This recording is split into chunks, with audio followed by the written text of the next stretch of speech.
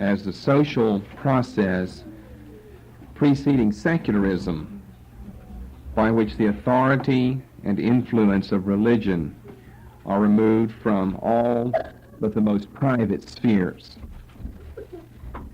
And the way we have to look at secularization, which speaks of the removing of religious authority from the public to the private arena, is to see how religious influence and authority made its way into the public arena to begin with.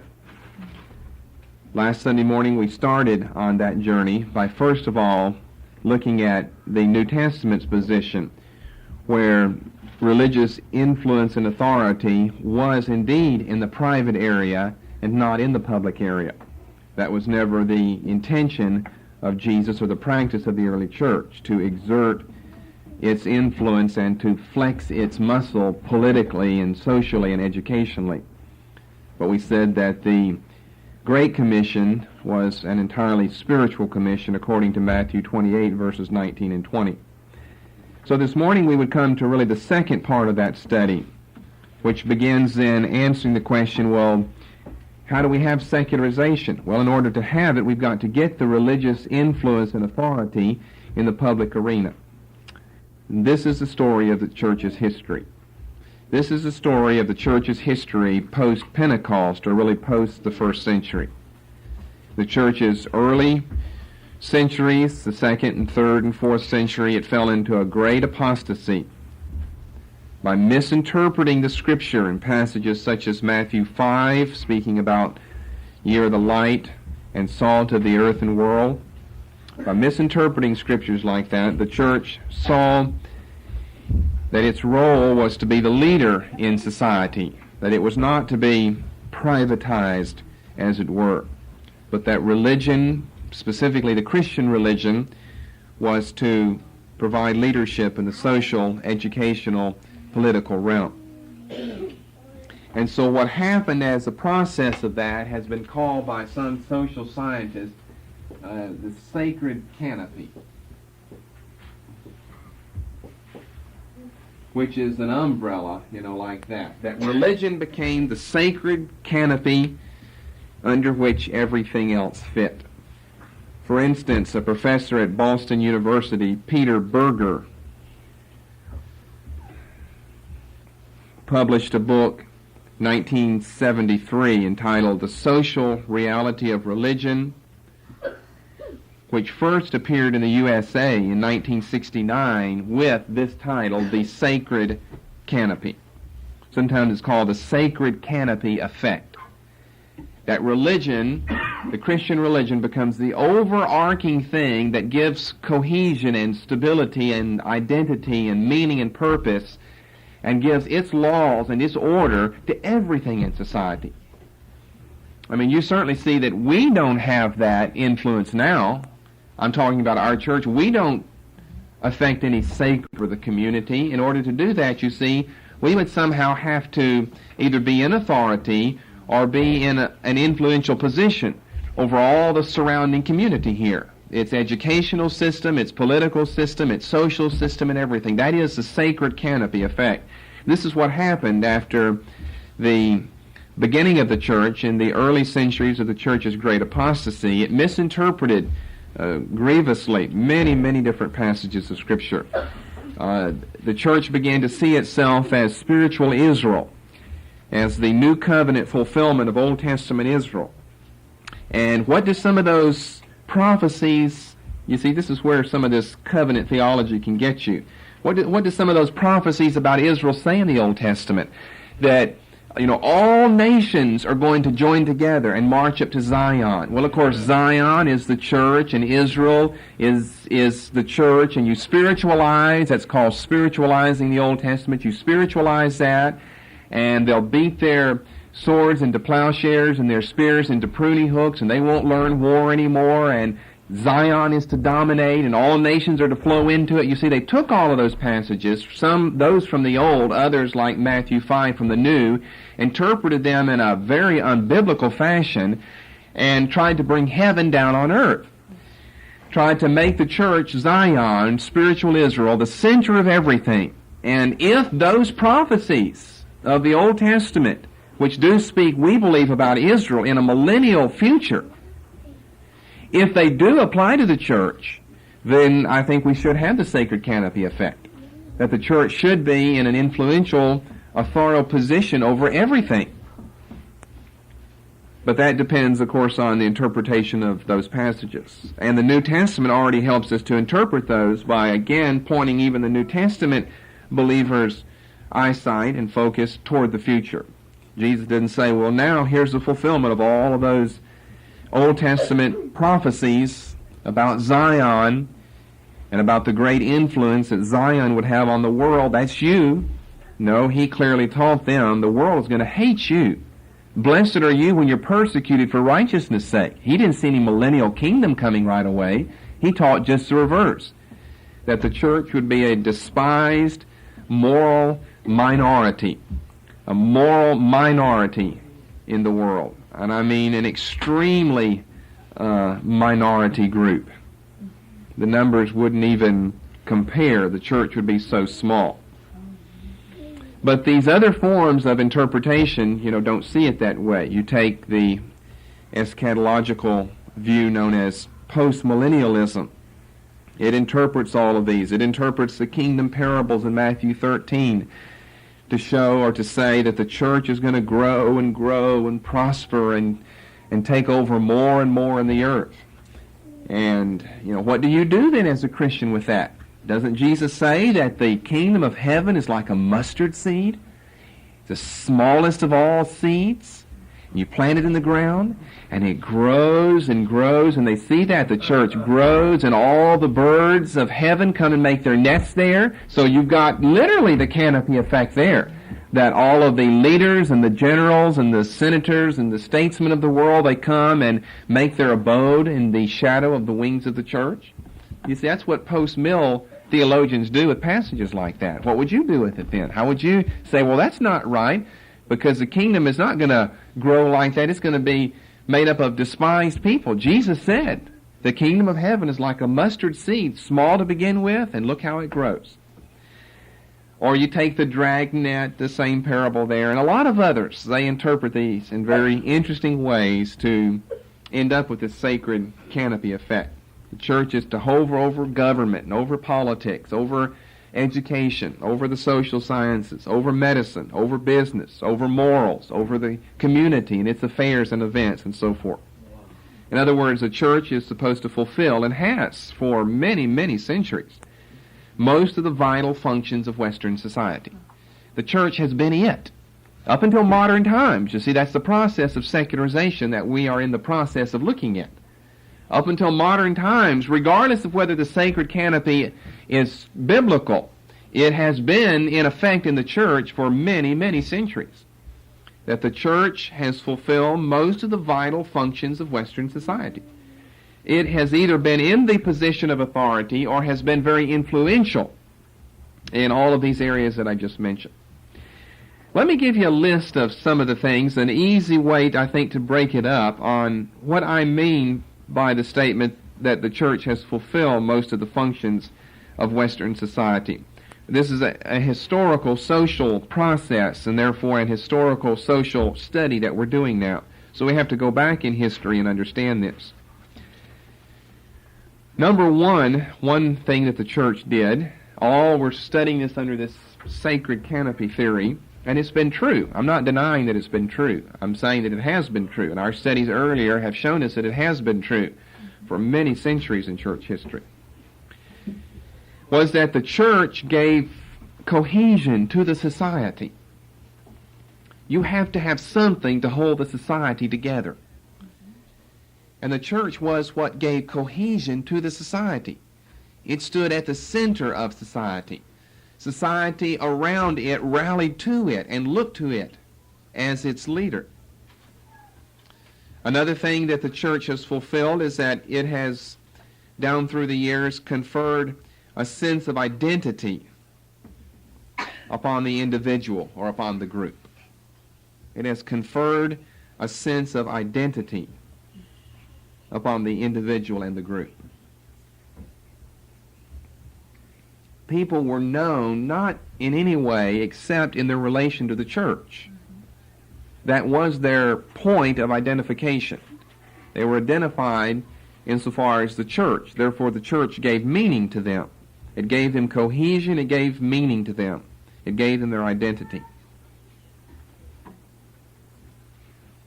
Number 3, a system of social control which induced good behavior was implemented through the church's teaching on afterlife rewards and punishments. All you got to do is study a little of the Puritan writings and you see how true this is. A system of social control which induced good behavior was implemented through the church's teaching on afterlife rewards and punishments. Just get that down and then see what you've just written. You've written a remarkable sentence. A system of social control. You could even make the circle smaller and talk about family control even. But social control, which induced good behavior. I mean, the church knew that in order for society to survive, criminals had to be kept in check. And so how do you control the social order as far as the criminal aspect is concerned? Well, you induce good behavior. How do you induce good behavior? Now, this isn't done anymore today. But how do you induce good behavior? Well, through the church's teaching on the afterlife and its rewards and punishments. That's how you would induce good behavior. And the church served all of these functions in society. It was like a mother hen over its chicks. Because everybody was somehow related to the church. And you heard about hell. You heard about fire. You heard about brimstone. You knew what the result of disobedience was. You see, our secular society today no longer uses that. It uses other things to try to induce good behavior. In those days, this is what they used to induce good behavior in the public social arena. The church's teaching on afterlife rewards and punishments. Children were brought up the same way. If you do bad, and then you gave them a threat, what the Bible says. If you do good, and you gave them a threat. Now today, the secular parent, they don't even think about the afterlife. Sometimes don't even believe in the afterlife. Yeah. The secular parent. So you have to think of some other way. You know, I'll reward you here and now. Oftentimes it's a reward here and now. That I'll increase your allowance, or I'll take away television privileges from you, or take away dating privileges from you. And you know, if you got dating privileges taken away, oh my, that was sin of sins and trauma of traumas. No trashy vision or dating for a whole 3 days or 4 days, you know, or a week or two if the parent was a little better. And they never looked to the church's teaching. I'm talking about today. They never looked to the church's teaching about future rewards and punishment, some far off mystical Chronicles of Narnia land or something. I mean, what about the here and the now? Well, remember, secularism, secular, the word comes from the Latin, which means this time, this age.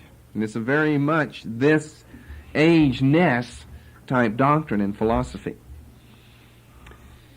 Now, I'm not meaning to imply that because of the church's teaching on the afterlife that criminality was always kept in check. I mean, people are sinners in all eras of human history. The devil is always there to tempt. But the pastors, the sermons, the leaders, they painted very graphic pictures. And sometimes they went way beyond what the Scriptures would say. I've got some examples of that, not for now, but for some other time, of just what hell is like. And they'll describe exactly what it feels like to have that worm gnawing on you. And, I mean, it's kind of, a lot of that came from some of the medieval torture racks, I think, in the period of the Inquisition. They knew, well, if humans can torture one another this terribly, then think what God can do to the human soul. And you'd just be sitting there in mortal fear over worms gnawing on you and all of the things they could tell you about. And as you left church that day, you thought, well, I know what I'm not going to do. I won't be robbing or committing adultery this week, that's for sure. And so that was the way you kept everything in check. And then for the good people, then you told them about all the bliss of heaven. And that's where we got the harps and the clouds and things like this. All of the bliss of heaven that you would experience if you would obey God. So the church had a very interesting way of controlling criminality in the social order by inducing good behavior through its specific teaching about the afterlife. So again, we see one of the tentacles of the church reaching out and how things are covered under the sacred canopy. Number 4, I think you'll find all of this to be very interesting. Amen. And secularization is the moving away from these things that we're discussing now. Intellectual explanations were provided both for the mysteries of temporal concerns as well as spiritual. Intellectual explanations were provided. Now, they weren't always reliable, but the church was the source of educational intellectual growth in the community, or explanation in the community. The church could explain how and why the rain, the stars, nature, the how and why of spiritual things. It's a well-known fact that just a few hundred years ago in this country, the Puritan minister was often the best educated, or sometimes the only educated member of a New England community.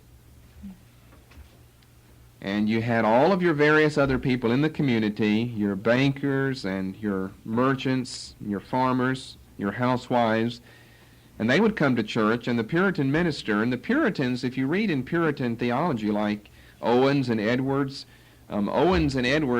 probably two of the best names in Puritan theology, are so intellectual that they're difficult to read. Somebody was in my study a few weeks ago asking me about some of Jonathan Edwards' works, and should they get into that? I said, well, you can get into it, but I don't know you'll ever get out of it. And it's not because it's so captivating that you'll just be raptured in it. You'll probably be still on the first page a couple of years from now. Because Edwards' writing on the nature of the will and human freedom and predestination is so metaphysically complex, it's very difficult to comprehend. And what, Owens has, I think, 16 volumes in his theology of about 500 pages each. Best known for his treatise on the death of death and the death of God. Famous work. Catchy title, I might add, as well. The death of death and the death of God, or the death of death and the death of Christ. And that's one of the best defenses and explanations from an Orthodox conservative point of view of the atonement. But it's very difficult to grasp. And so if they could write things like that, think what they knew about other matters as well. Now today, of course, people don't look to the church for intellectual greatness, do they? They look to the universities. They look to business. They look to politics. When it comes to church, oh, you mean that dumb parson or pastor over there? And of course, we might add, too often they're right. It is an old dumb parson or pastor over there. And I'm not saying, see, I'm not arguing pro or con, well, should the minister be the smartest one in the community? I'm just saying this is the way that it was for many years. We're not getting into the argument whether that's right or wrong. We're just trying to state that that was the way that it was for many, many centuries. Not years, many centuries. The Christian minister was the intelligent one in the group. And as a result, the whole communities tended to rally around his intellectual ability. And we've seen a reversal of that today. People look to the universities, secular universities. And so the Christians, in order to keep up, have to go study at secular universities so they are appealing in the eyes of other people. We've discussed that before. You see that well in something like Carl Henry's autobiography, Confessions of a Theologian.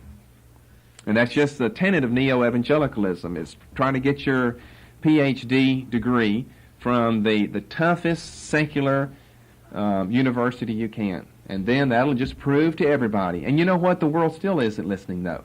The world still laughs at conservatives. You can have a THD in theology, a PhD in biology. They don't care about your views about creation, the origin of man. Evolution is a proven fact as far as they're concerned. All they think about you is you were biased when you went into your PhD program in biology. You were already biased in favor of creation. And look, you wasted all those years getting your PhD. Because your PhD would have taught you otherwise, and you refused to listen to it. And the conservatives just crying out all the time, oh, why didn't anybody take us seriously anymore? And even though they are going to these universities and getting their degrees, people still don't take people like that seriously. Not in any natural, secular area, not even in the area of theology anymore. Oftentimes, the one you believe as far as a theologian is the most liberal one you can find, from the most liberal background possible. And I know I've covered this before and said things about this before, that they just rush off to get these degrees from prestigious liberal institutions, or better than that, secular institutions.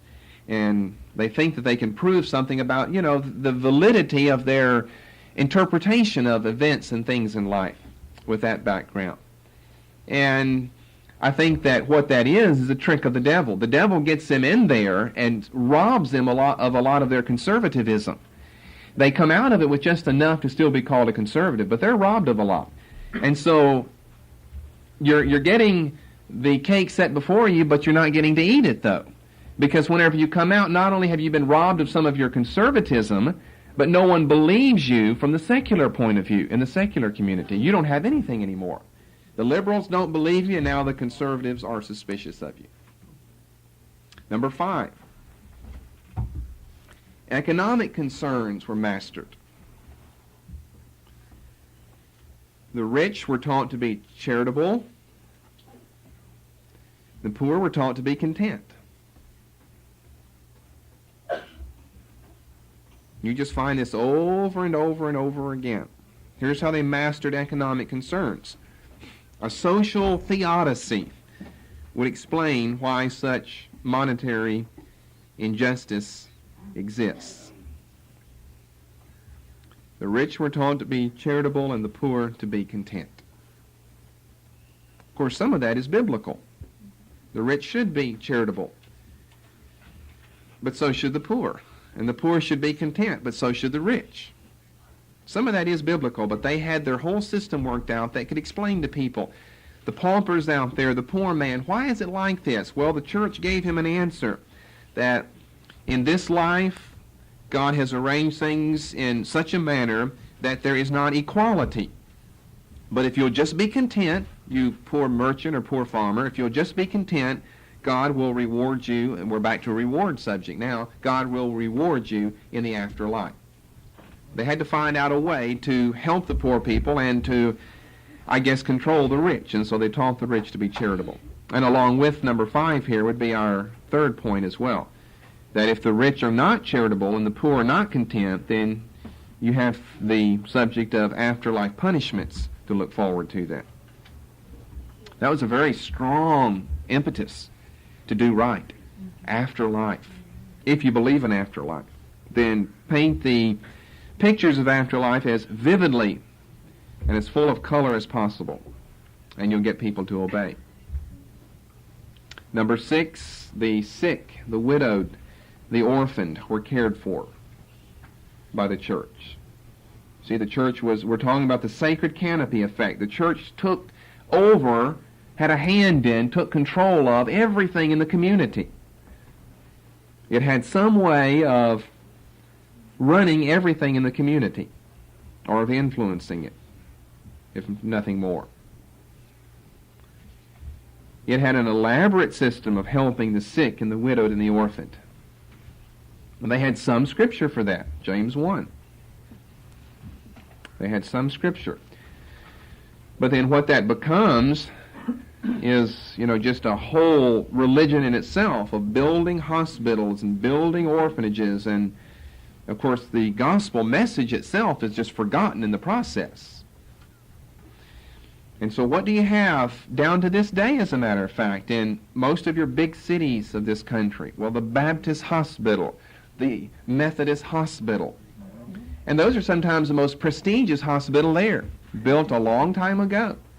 I should know. My mother worked at Baptist Hospital for 16 years in Memphis. That's a big, important hospital. And what's the name? Baptist. And I remember when I was growing up, which is when my mother was working, whenever I was older, she worked as a medical technician in a private laboratory. But when I was growing up and knowing where she went to work, I just thought of that, kind of said that. It never dawned on me. I just said it all as though that were the proper name of it. And it was, the Baptist Hospital. And it wasn't until I got saved and became charismatic that I thought back on that. The Baptist Hospital? I just thought it was a name like McDonald's Baptist Hospital. I never thought Baptist? And then we knew their big competitor down the street was the Methodist Hospital? Then I thought back on that, and I came to my understanding about this business of secularization. Now, don't fool yourself for a moment. Most of these big hospitals like that aren't controlled by those denominations anymore. It's an in-house control. But they started off with a religious background. And they started off under this sixth point I'm talking about, helping just on a small basis, the sick, the widow, the orphan. And before you know it, it grows into these huge complexes that you have. And then number 7, government was taken care of. How did they take care of politics and government? Well, they took care of government by the church's teaching of God's rule via human agents. Now, that was biblical. Of course, they used that to justify all types of cruelty and sin. But they taught that the human monarch, the king, the queen, the president, was simply an agent through whom the God of the universe ruled. That God had the power to lift up one and put down another, and they were his agents through whom God ruled. They had some scripture for that. Daniel 4, Romans 13.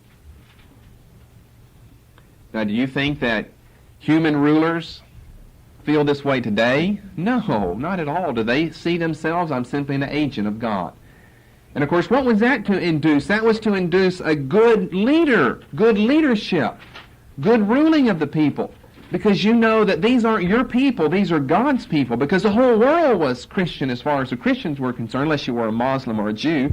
Everybody was a Christian. And the way to get them Christian is just herd them into a river and baptize all of them. Forcefully baptize them and bring them out. Now everybody's saved. And it was to induce good leadership, benevolence in the rule of the leader. That these are God's people. That I am not the final ruler. I'm simply a puppet in God's hands, and he works through me. Now, as I say, that was used to justify much sin, because the ruler could say, well, now this is what God has shown me, or I'm God's ruler, so you have to submit. And you would have teaching against that in the Bible, although not in the church, in places like 1 Peter chapter 5. So in other words, the church gave all of these things to the community. A belief in God. Let me just list some of these things, summing up. It gave to the community a belief in God. People believed in God till Spinoza was born. Providence.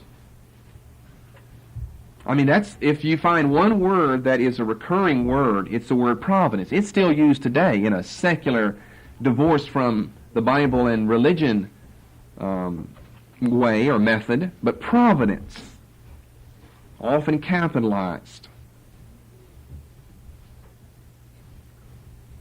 We have an important city, Rhode Island, named that. Providence.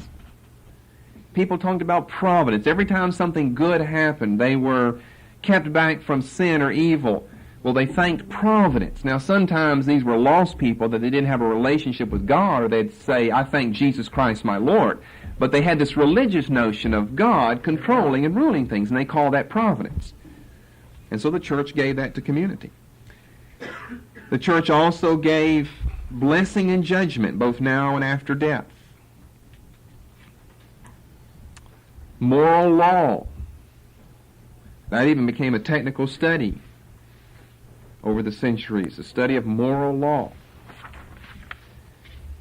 You know, today people don't believe that God is the one who either blesses or judges. I don't know how often back whenever I was a teenager working the summertime. I guess I've had it said to me at other times, but I stay pretty secluded now years, it seems like. Back then, I was around a lot more people, and I remember on numerous occasions something good would happen to me. And I remember one man in particular. His name was Danny. he was an older man, or a middle-aged man, but I was just a teenager then, and anytime something good happened to me, you know what he would say to me, and you hear this all the time, this old secular statement, well, you must be living right. Yeah. You must be living right. I mean, he didn't say, God has rewarded you. That God idea seems to be lurking behind that. But what you got to have in there is human work, so you must be living right. And in his mind, I don't think God was lurking behind. It's just kind of an inevitable law somehow. God doesn't exist, but it's an inevitable law in the universe that if you do right, then good things will happen to you. But notice way in the background is still the church's ancient teaching about rewards and punishment in the future life. That's a good old secular statement that people will tell you. You must be living right. You must be living right. And I was saved, and I would tell him, well, it's not a matter of living right. It's a matter of whether God is blessing my life or not. Because he wants to reduce it to, humanism, works idea. And the Christian wants to keep it on a higher plane than that. For the continuation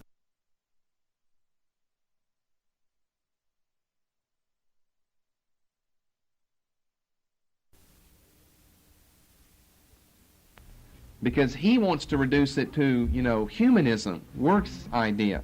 And the Christian wants to keep it on a higher plane than that. Let's then come to a third thing to study. First was the church's, the New Testament's position, where it said no to the world. The second was when the church apostatized from the faith and said yes to the world, and the sacred canopy effect took over. And then thirdly, we come to secularization. Secularization proper.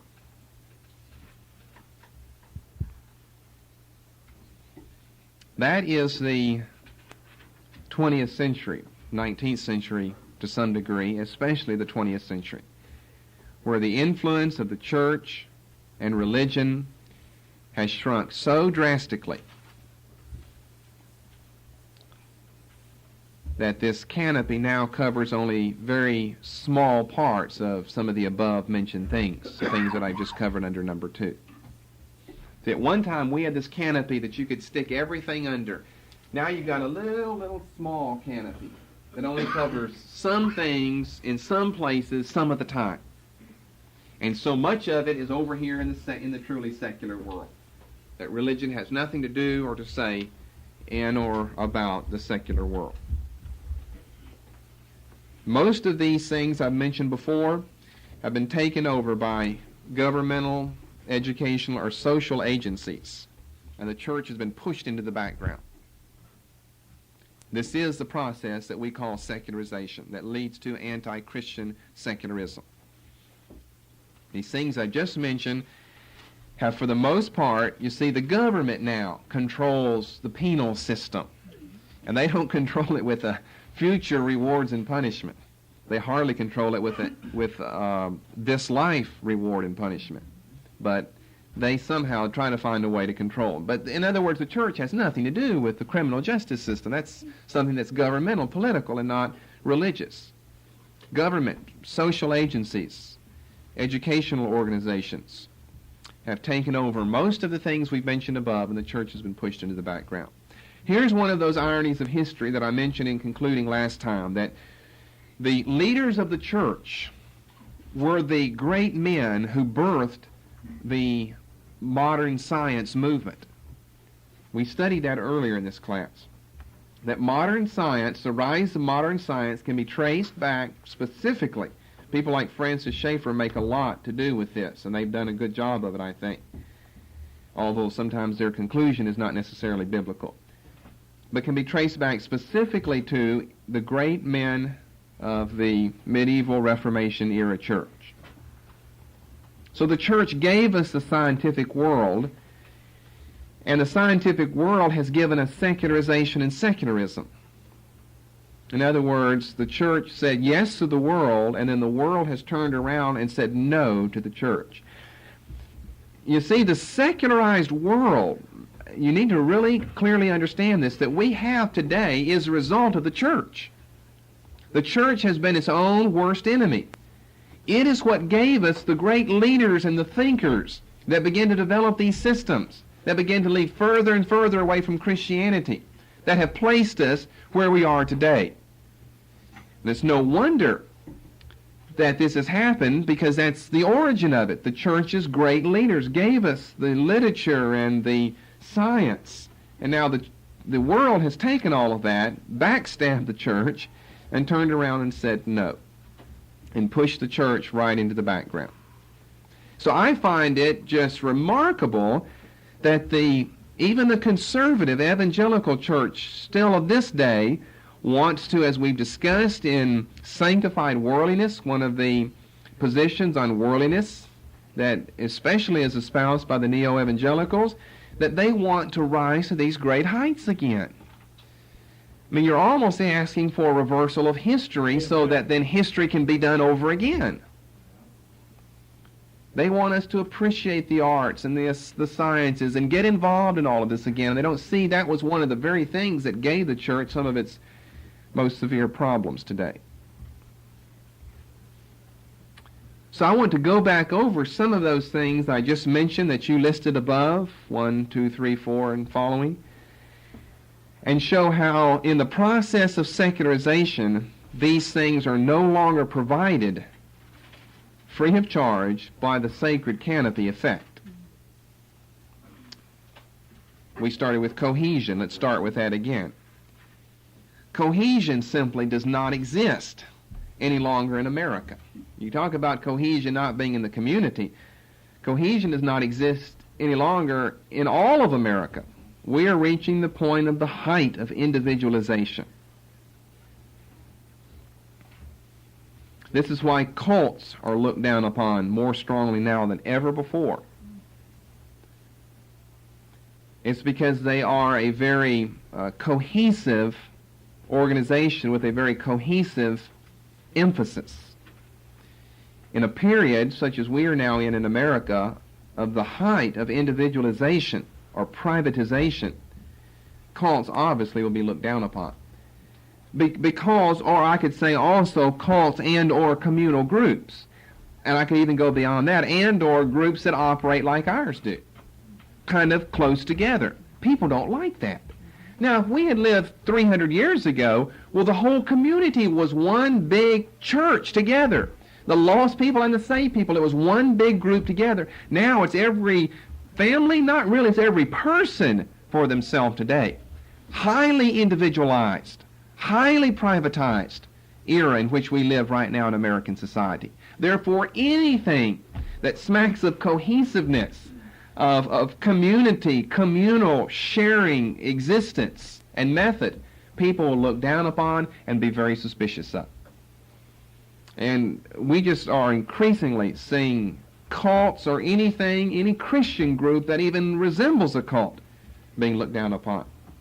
For instance, I'll give you one for instance. There, in the last, it's only been a few years, let's say the last decade, you would be amazed at the uprising of so-called cult specialty groups. There are several well-known ones in California. There's a well-known one in Chicago who do extensive research and study on cults, on different cults, on their behavior patterns, on what causes the cult and the leaders of the cults. And then what happens is, as they have studied and studied, like Spiritual Counterfeits Project is one well-known one out in California, Spiritual Counterfeits Project. What happens then is a group like that who spends all of their time and money. Before I say that, I'll give you another example. For instance, this one in Chicago that publishes a magazine called Cornerstone, they have a listing of, I don't know how many, maybe 100 different little tracts on all types of cults, one of them being Faith Assembly, by the way, and that's what I'm going to get to say here in a moment, but on all types of groups and icks and ism, anything that's not a Baptist, a Lutheran, a Catholic, then you're game for them as far as they are concerned. And that's what I wanted to say, that they spend so much time majoring on this business of anyone that's different from the Lutherans and the Catholics and so forth, you'll come under their scrutiny, and what they'll do is they'll rule a group like ours, which is clearly an orthodox, conservative, biblically based group. They'll rule ours as a cult in the snap of the fingers. If they had been living, let's reverse that. If you would just bring the any of the churches spoken of in the New Testament, bring that to this day and age, and they'd label them as a cult immediately. That church at Jerusalem that was literally a communal arrangement, they would label that a cult immediately. That is a serious problem that I've seen in the last 10 years with these cult specialty groups. They spent so much time looking at cults now that anyone that does anything that doesn't agree with others, it doesn't matter whether you agree with the Bible, that doesn't agree with others, and these are Christian organizations, then they'll label you a cult in a hurry. And so one of those groups, who was it? Was it Spiritual Counterfeits Project? They published a book on one of these cults, and I forget all of the details. It's a little foggy in my mind, but this was a few years ago. They published a book on one of these cults, and that cult, which was truly a cult. I mean, when I say a cult, I mean a group that does not hold to orthodox biblical faith. This cult took them to court over that, and cults are known for having a lot of money. And the cult researchers say it's because the leaders twisted out of them, and maybe a lot of times that's true. But they are known for being heavily, heavily financed. And cult specialty groups are not heavily financed. Took them to court, sued them for like $1 million, and they forced this cult specialty group right into bankruptcy as a result of that. They couldn't defend themselves. They couldn't pay the legal fees to defend the book that they had written. And to tell you the truth, I rejoiced over it. I think that the people who are running that cult specialty group are Christian people, and the cult members are not. But I was glad to see one of them put out of business, at least for a while, because I think a lot of times they do more harm than they do good. Because if they find any group that's a narrow communal type group, or anything that smacks of sharing or oneness, they hate that with a passion. They say this either is a cult or these are the symptoms that lead to a cult, and they'll reject that immediately. Well, that's not any surprise with us, is it? Haven't we had that problem before? We get labeled just because of the way we do things here. We challenge them to come and review our doctrines and our beliefs and see whether or not they are in line with historic Orthodox Christianity. In all the major areas, we are as conservative as you can be, in theology and Christology and all of that. Of course, we know they've got problems with some of our other beliefs, and I don't think really it's so much that. They have a problem with the fact that religion is very real to us, that we make a big thing about it, that we don't just come to church one morning a week. That bothers these cult specialty groups. It looks like, well, who is the one they're trying to control? They always use that word, control everyone's lives there, because they see we make a big thing to do about it. Religion is a way of life for us, not just a once-a-week deal. And, well, that's not the way I was raised in my old dead Lutheran Presbyterian church, they think. So I know what we've got. We've got a cult or the beginning of one here. And, well, another interesting story comes to mind. I don't know if I have all the details of this straight. It doesn't matter, because I'm sure it's happened other places, other times, but I think that I do. Let me share this with you.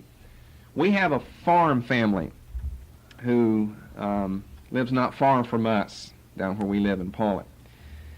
And this family is allegedly, at least by profession, a Christian family, a Baptist family. They homeschool their children. They're farmers. They don't believe in a lot of this modern day, worldly stuff and worldly business. And if I have the details of the story right, one of the women in our church saw this woman, I think, at the co-op, since our church, as well as this other church, has done a lot of shopping at the co-op. And I think that the way the discussion developed was that this person that lives near us got talking about homeschooling, schooling children at home. And this has been, I don't know, a year and a half, 2 years ago, something like that. And the woman who was a part of our church, who's not my wife, by the way, someone else, said, well, we're not doing anything about that because we're waiting for our pastor to teach us on that, to say something about that. Well, this other woman, who, by the way, is already kind of a communal person, shopping at the co-op and in close cahoots with the church down there, Whenever she heard that you're waiting for your pastor, she was just shocked over that. You don't have to wait for some religious authority, to tell you anything. Just do it yourself. Well, of course, there might be some truth in that, but what I noticed right away was that reaction against doing anything as a group together, waiting for leadership, waiting for instruction, a reaction against that. And what I found ironic about it was this was a very communal type person, as far as I know this family. I would consider them a close-knit type of family with that type of mentality. But when a woman said that we're waiting for the pastor to say something about homeschooling, she just laughed at that, like, why wait for religious authority? And they're Christians by profession. They go to a church. But it's this idea of control by a leader or any type of a group moving as a wave together at the same time in one direction. They didn't like that. And I can't imagine why a person who is like them would be opposed to something like that. Because they're not the highly privatized, individualized type family, from my understanding of them, that you would think would be opposed to something like that. Well, anyway, I said cohesion doesn't even exist any longer in American society. And it's unimaginably bad in the large cities, where anonymity just reigns supreme. And the psychiatrists actually treat things like anonymity in the large cities as a psychological disorder, a disease destroying people's lives. And I wouldn't doubt but that is true. I think I've even mentioned things along this line before. There is a sense in which being in the big city gives you a feeling of closeness because there are other people around. But it has just a reverse effect. At the same time, it seems like, that you are around perhaps, 2 or 3 or 4 million other people, and yet you feel so lonely. That you can, at the same time, you think, well, I'm around a lot of people, and that brings a good feeling, have the bad feeling, but we are all strangers to one another. That's what I mean by anonymity reigning supreme there. That is a mark of the large metropolitan area. Anonymity reigns supreme. I know whenever I was growing up, back in the good old days, in suburbia, USA, we were raised on a cove. There were 2 homes being built in this suburban area in the late 1950s. And one was on a thoroughfare, and an identical one, I mean identical, that my parents happened to like, was being built on a cove, a dead end. Cars can't boom, boom, boom, boom, boom down. Well, they did anyway later when all of us grew up, but they weren't supposed to. At least those boom, boom, booms were people that lived on the street instead of people coming through. But they said, we're going to pick the home on the cove because we want to raise our children where we know other families are going to be. They knew, and sure enough, families picked the cove because it was a dead end. And so everybody on that street knew everybody. Now, we didn't know too far out into the suburb. We were right at the end of a suburb, and right on the other side of us was a field, and then that went right into Mississippi, and woods and lakes and forests and things like that. We were right on the very edge. But everybody on our street knew everybody. I mean, we did things together, we played together, we knew the people on the street behind us, and then the people across the street from us knew the people on the street behind them. Everyone knew each other. You go into, a big city, and generally you have to rent an apartment or a townhouse or something like this, and you lock everything, and you might know, Mrs. Smith that lives down beneath you or something because that barking dog all the time, but otherwise you want to leave alone and be left alone. That's the whole idea of living in the big city, is leave alone and be left alone. Live and let live. I don't want to know you. If I know you, I might get involved with your life or problems. I don't want to know you. How often do you read in the paper someone's being mugged on a city street and everybody looks and puts their head down and dashes away? Nobody wants to help because maybe this person doing the mugging is the grandson of a big cocaine buff or something. Or worse than that, a mafia leader. Or maybe the two are the same. But you would want to get involved in that then. This is a grandson of a mafia leader. So you just put your head down. The woman's crying for help, screaming. And it makes it in the paper, and this shows you that it's rare, that it's abnormal. It makes it in the paper whenever some big, brave, or maybe a small, brave man goes over there and knocks a few heads in and saves that woman. Well, that was expected in the olden days. That was just expected. You didn't get a write-up in the paper for beating up a mugger and saving an old lady or a young woman. But today you get a write-up now, because it is rare. It's not the thing to do, to go help a young woman when she's being mugged in a city, because you don't know, that fellow doing the mugging probably has a half a dozen lookouts all around that area watching for the police. And if you jump in, then a half a dozen are going to jump in on you. It's a curse living in the big cities. It is a curse living in the big cities. That can be proven, that can be proven, that can be proven. The more I study and research and just think about that, the more I'm convinced of that. It can be proven from a secular or from a Christian point of view that it is a curse to live in the big cities. Maybe it's a curse to even live in the small towns, so we bought some land out away from it. Well, no, not really. If you live in a small town, hopefully there's some of that community spirit left. And sometimes there is. We found sometimes that there's a community spirit left. Like, for instance, our children had never seen a governor, and we had never seen the governor of this state. And so she was just down the street from us, dedicating something here, I think it was 2 weeks ago. And so we went to it. We wanted them to see the governor, see what a governor looks like. That is the governor. They had never seen a governor. And I had never seen our governor. And I wanted to go to pray for her as well, not to go lay hands on her. Although I was tempted. We were in the same room. We brushed shoulders against each other in the same room. But, the Bible has a lot to say about praying for your leaders. And whenever I first saw her, just incredible feeling comes over you that there is the leader. God bless that woman. There is the leader of this state.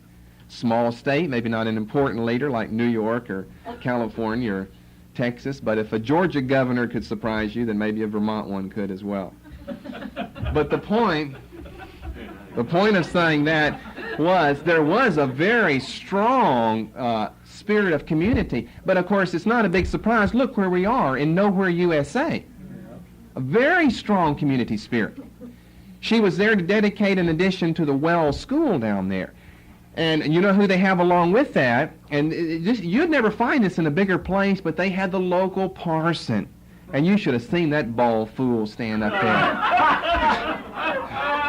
Oh, we just laughed and cackled and told our children that of all those people up there behind the table, the fool of them all is the minister of all things. You have to say that to let them know that ministers are false. He's got his collar turned around backwards, bald head. He's got his prayer, and I'm telling you, it was, "Oh, God in heaven." You know that. He doesn't normally talk like that. When you meet him in the greeting line afterwards, it's, "Hey there, Billy boy." He's just as crude as everyone else. But when it comes to a prayer, sanctify, Father, Son, Holy Ghost, he wanted the whole school sanctified. We just sat back there. Oh, it's a pathetic, pathetic picture. I enjoyed hearing everyone else speak. We heard a woman sing some songs on her guitar. It was real, country, real laid back. And then the governor of the state stands up and gives her little speech, and all the children sing. And then the parson, dismisses us with his little blessing. And he prayed God's blessing on the town and the school and just on and on and on. I mean, a secular prayer, as secular as could be. What got me off on that? Oh, the fact that depending on where you live, anonymity may not be a problem. I think that it's still, even in a place like Vermont, it's more of a problem now than it was 100 years ago. But in a small town like where we live, or like where most of you live, generally speaking, I think a lot of the people do know one another, and that's good. Running short on time. Let's cover a few more of these things. Cohesion was number one. And by the way, let me just say one other thing under cohesion. We don't believe that the church should be that which gives cohesiveness to the society, but we do think that the church itself should be cohesive, that you should have cohesion there, that people should be together. So is it any wonder that over all these years we've spoken a lot about the subject of local, what we call local identification? That's biblical. Yeah. That'd be good to practice even if it weren't biblical. Because oneness of mind and spirit has a lot to say about whether you're going to go anywhere as a group or not. Having people just in and out, and in when it feels good and out when it feels bad, which is the way most churches as well as other organizations exist, you're not going to get anywhere or go anywhere like that. So let me secondly come to identity. identity. We're saying that the process of secularization has removed these things from the sphere of the church. I hope you're not having any problems. I'm not suspecting that you are about us going to see the governor. We just went to see the governor. Okay? No problems. We didn't donate any money to the school project or anything like that. We just went to see the governor. Really, the only reason I went was to see the governor, to show the children the governor. It's the only reason that I went. And we got an extra blessing of seeing the local parson there. I didn't really think of that, but whenever we were given, the menu for the night, and parson was one of the entrees there, I said, oh, this is going to be a good one here, to see what parson has to say. You've got a couple of churches right there in town, and this bald fool stands up and gives his blessing. Anyway, identity. Identity no longer is given by initiation in the church or commitment to it. You see, before, if you weren't part of the church, what were you? You were an heathen. Mm-hmm. And you knew that you were, and you knew that the church knew that you were. Today, if you're not part of the church, so what? You're probably better off. So how were you given an identity as an individual, as a human being? You were given identity by initiation in the church or by your commitment to it. You derived identity from that. I am a worthwhile person because of my relationship to religion. Today, we don't think that way anymore. I'm saying we, the country, we should as Christians, that you do get your identity through your identification with the body of Christ. But I'll give you one specific example here, and that is the example of confirmation. Confirmation. Now again, we're not trying to discuss whether it's right or wrong. We know that that doesn't have any biblical basis. But let me just share what it was all about. For many years, confirmation was one of the most important things that a child could go through in their religious relationship to the church and gaining their identity. Today, it's a mechanical farce.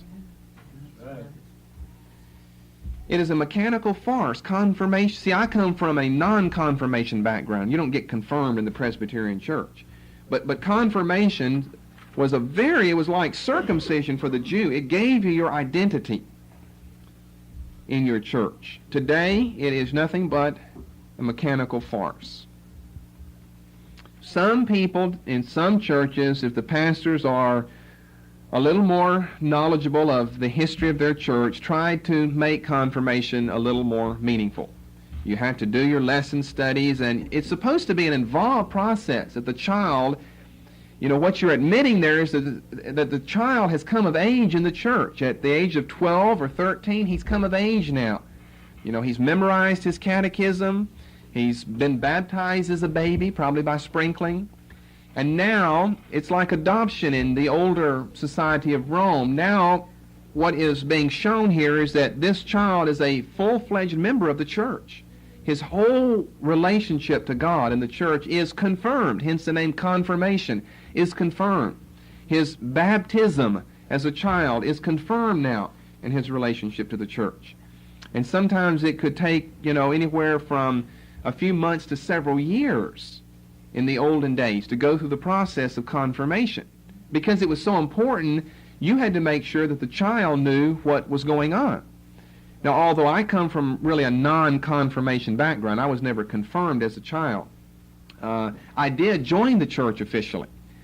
And in our Presbyterian church, that was very similar, exactly what you and some of you would call in your background as confirmation. It was an extremely important event. Different children, you see, matured at different ages, and so some of the more matured got in when they were 10, and some of us had to wait till we were 12 or 13. I can't remember when I got in. I think it was probably around 12. But we were instructed for many, many weeks from the catechism. Part of the process was learning the catechism, at least an introduction to the Westminster Catechism, which is called the Children's Catechism. We had to learn that, become familiar with some of church polity and Presbyterian government, just as a 12-year-old. We had to understand what it meant to be a baptized member of the Presbyterian Church. And, this has only been 15, 20 years ago that this was true in my life. Today it is just, in most places, a farce. It's just something that you go and you get it done so that you got confirmed. Well, hey, did you get confirmed? Yeah, I got confirmed. I remember even in my day, it wasn't a farce. It was something that we were given a lot of instruction about. As I'm even telling you this now, more of it comes to memory how strongly my mother emphasized, what type of step this is, what type of role this should play in your life. We were supposed to think about it. I'm, of course, an unsaved heathen Presbyterian, confirmed in heathenism, but I'm supposed to think about it, pray about it, meditate upon it. And then I remember the morning that I was admitted into the church, several other young people were, and you stand up before the whole assembly, the whole congregation, and the pastor recognizes you, and you're formally admitted to the church. That was a solemn occasion for us. That is one of the chief aspects, I would say, of identification in the religious world. Today, however, where do you find your identity? Well, it's more often found in a political or educational or ethnic, or I think more often than not in a socio-economic class relationship or group. That's where you find your identity now. This message will be continued on the